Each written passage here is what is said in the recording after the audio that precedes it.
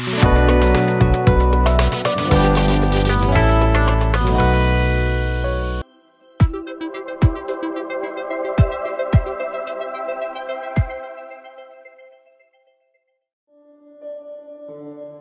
Kitab Suci Nasional 2023. Allah sumber kasih dan keselamatan. Disusun oleh Romo FX Marmidi SCJ.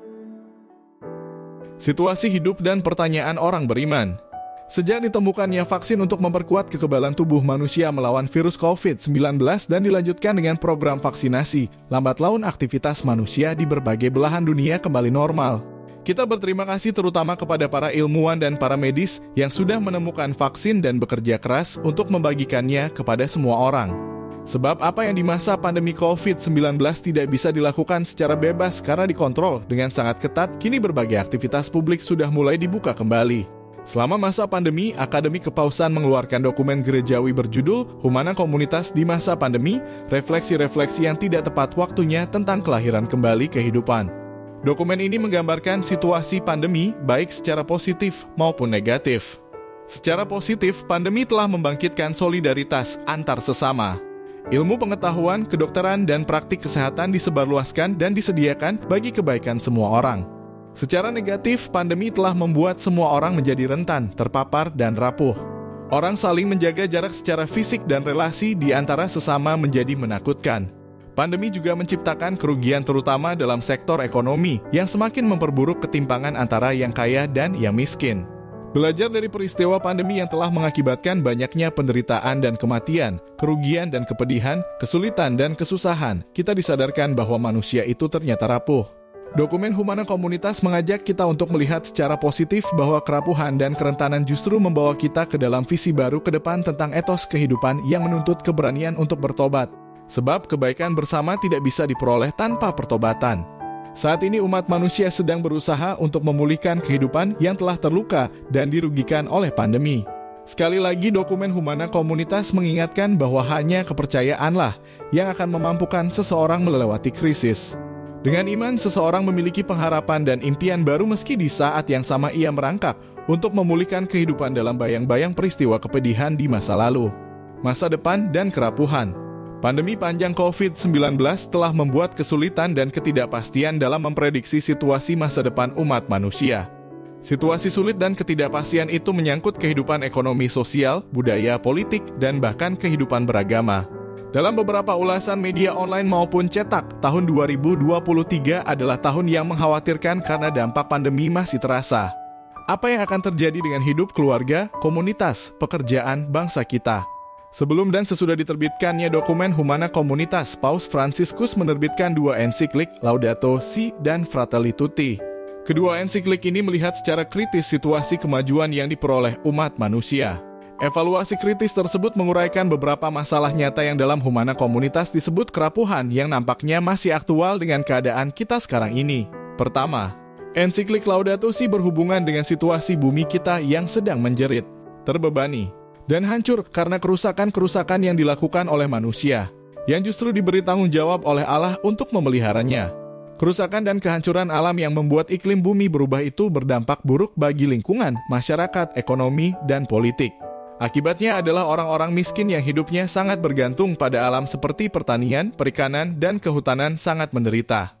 Sementara itu, diskusi politik dan ekonomi yang dilakukan orang-orang atau kelompok-kelompok tertentu secara faktual terjadi hanya di pusat-pusat kekuasaan yang berada jauh dari orang miskin. Diskusi itu lalu disebarluaskan oleh media seolah-olah menjadi pembicaraan umum. Di satu sisi, kelompok orang pertama hidup dan berpikir dalam tingkat kenyamanan dan kemajuan. Di lain sisi, kelompok kedua menanggung beban akibat dari hal-hal yang memberi keuntungan bagi kelompok pertama. Ketika mencoba untuk kembali beraktivitas secara normal setelah pandemi, ada yang berubah dalam gaya hidup kebanyakan orang. Salah satunya adalah penggunaan media komunikasi. Selama pandemi, media ini sangat membantu dalam melakukan berbagai kepentingan, pekerjaan, dan aktivitas. Ketika perjumpaan dan pertemuan fisik kembali normal, hal tersebut tetap melekat dalam kebiasaan hidup. Dalam hal ini, sudah sejak sebelum pandemi, Laudato Si sudah memperingatkan bahwa dinamika media massa dan dunia digital dapat menghalangi orang untuk belajar hidup dengan kebijaksanaan, berpikir secara mendalam, mencintai dengan murah hati.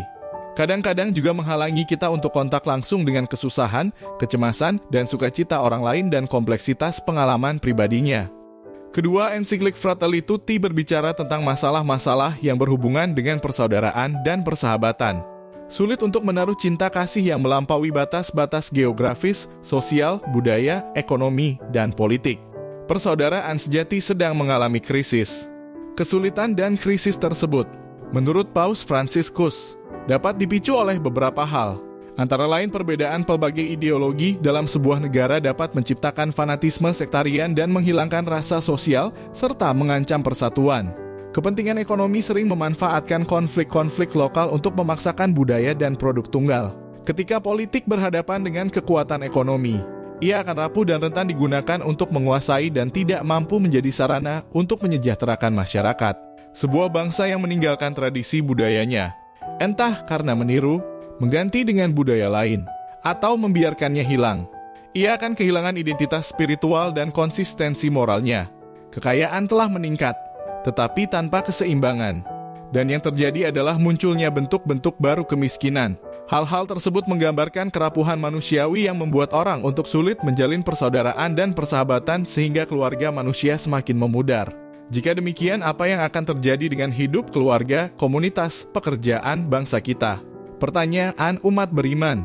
Pada hakikatnya menjadi pengikut Kristus adalah menjadi orang yang dipanggil untuk mewartakan firman dan hidupnya. Mari, ikutlah aku dan kamu akan kujadikan penjala manusia. Karena itu orang Katolik tidak bisa berpangku tangan menunggu keajaiban bahwa dunia kita akan berubah sendiri menjadi lebih baik. Ia mesti terlibat dalam perutusan memperbaiki dunia, bukan malah lari menghindar mencari aman. Dalam situasi masyarakat yang sedang bangkit memulihkan diri dari keterpurukan sementara kerapuhan manusiawi masih menggerogoti keluarga manusia dalam berbagai aspek kehidupan, beranikah pengikut Kristus diutus menjadi pewarta kasih Tuhan? Dapatkah ia menaruh kepercayaan kepada Tuhan sebagai sumber keselamatan? Pemulihan seperti apa yang ingin Tuhan lakukan untuk umatnya yang terluka? Siapakah Allah yang kepadanya umat menggantungkan harapannya? Mendalami teks kitab suci. Dalam bulan Kitab Suci Nasional tahun 2023 ini, kita diajak untuk mendalami tema tentang Allah sumber kasih dan keselamatan. Tema ini terinspirasi oleh dua kitab nabi-nabi kecil, yaitu Yunus dan Yoel. Kedua kitab ini dengan tegas menyatakan Allah yang pengasih dan penyayang, yang panjang sabar dan berlimpah kasih setia. Tema akan didalami dalam 4 subtema dengan berpangkal dari teks-teks pilihan dari kitab Yunus dan kitab Yoel. Nabi Yunus. Kitab Yunus menceritakan seorang nabi yang bernama Yunus. Menurut Injil 2 Raja-Raja, bab 14 ayat 25, Yunus adalah putra Amitai yang sekiranya hidup di abad ke-8 sebelum Masehi saat kerajaan Asyur mendominasi wilayah Timur Tengah. Dalam kitab Yunus, Tuhan mengutus sang nabi untuk mewartakan pertobatan ke kota Niniwe, ibu kota kerajaan Asyur. Padahal di masa itu orang-orang Asyur memusuhi bangsa Israel, bangsa dari Yunus sendiri. Niniwe digambarkan sebagai kota yang penduduknya melakukan banyak kejahatan. Kitab Yunus lebih banyak bercerita tentang sang nabi daripada pesan yang dibawa olehnya. Ada 2 hal yang perlu diperhatikan dalam membaca kitab ini.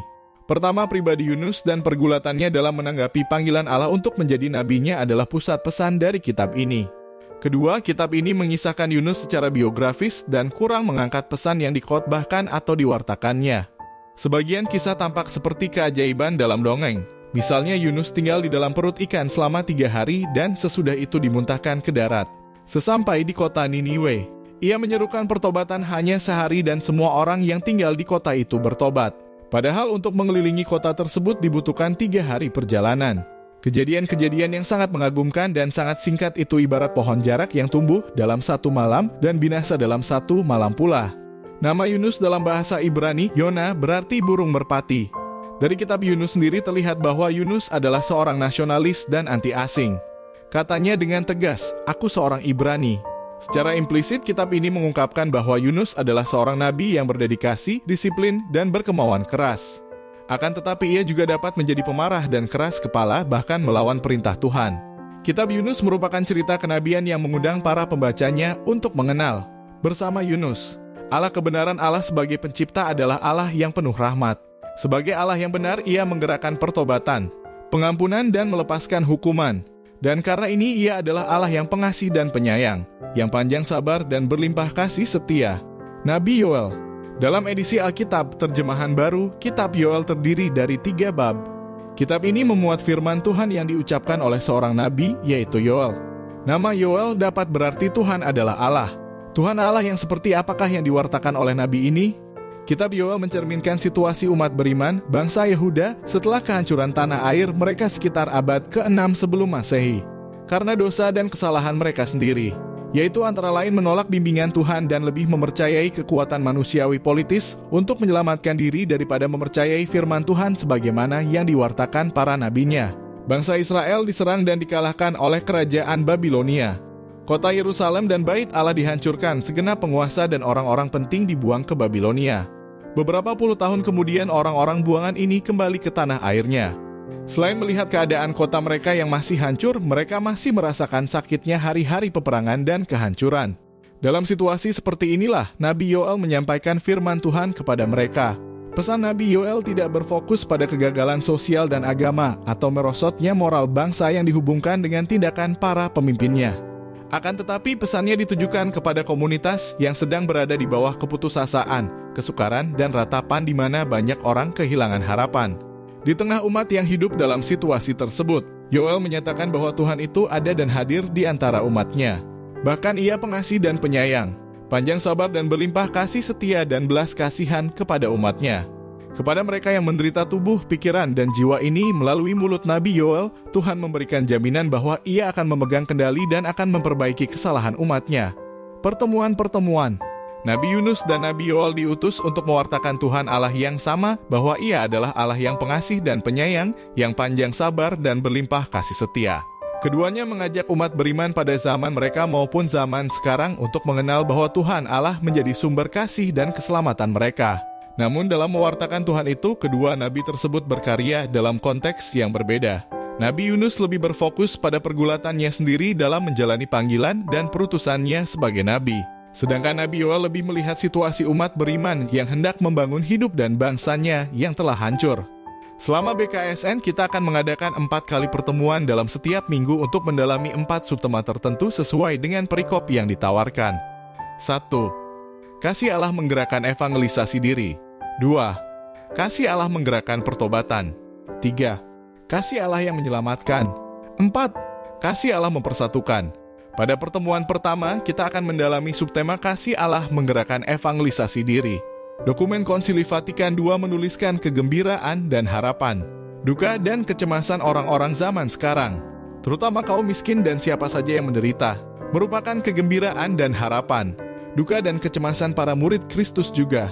Sebagai murid Kristus, kita tidak hanya mengalami bersama semua orang, baik yang beriman maupun tidak, baik yang seiman maupun yang berbeda iman. Situasi dunia baik yang menggembirakan maupun yang menyusahkan, tetapi juga memiliki tanggung jawab untuk memelihara kehidupan sebagaimana yang dikehendaki oleh Tuhan. Secara khusus kita dipanggil untuk mewartakan kabar sukacita Injil Tuhan. Belajar dari Nabi Yunus, menerima perutusan untuk menjadi nabinya itu tidak mudah. Kesulitan yang dialami oleh Yunus adalah bahwa ia memiliki pemikiran dan kemauan sendiri yang berseberangan dengan kehendak dan kemauan Allah terhadap dirinya. Perikop Yunus mengajarkan bahwa meski sang nabi lari menjauh dari Tuhan dengan menolak tugas yang diberikan kepadanya, Tuhan tetap dengan kasih mencarinya terus-menerus. Rupanya bila Tuhan berkehendak, manusia yang rapuh pun terus ia cari, kasihi, dan mampukan untuk menjadi alatnya. Allah yang penuh kasih inilah yang menggerakkan sang utusan untuk menginjili dirinya sendiri dengan mengakuinya sebagai Tuhan di tengah-tengah orang asing.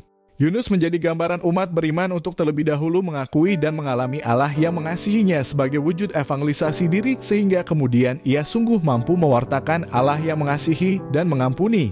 Tema yang akan kita dalami dalam pertemuan kedua adalah kasih Allah menggerakkan pertobatan. Pengalaman terpapar virus COVID-19 juga pengalaman-pengalaman lain yang mendatangkan kepedihan dan kematian membuktikan bahwa manusia itu rapuh.